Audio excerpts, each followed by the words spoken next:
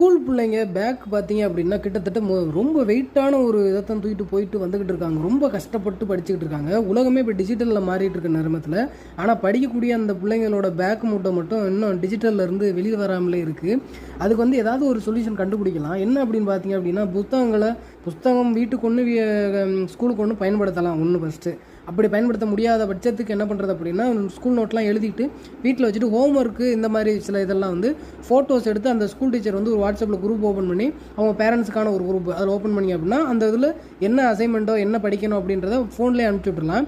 இவங்க வீட்டில் உள்ள புக்கில் வந்து அந்த இதை எடுத்து படிச்சுட்டு நாளைக்கு வந்து எக்ஸாம் எழுதலாம். அது மூலியமாக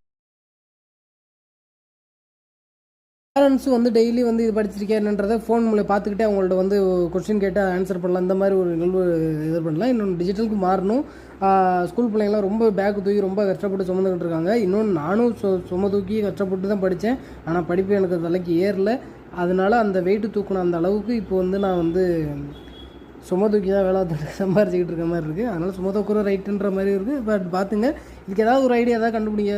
புத்தகம் மட்டும் வீட்டில் ஒன்று ஸ்கூலில் ஒன்று 2 இது யூஸ் பண்ணி வெயிட்டு பேக் தூக்கிட்டு போகாமல் இருக்க மாதிரி அந்த நல்லாயிருக்கும். பார்ப்போம்.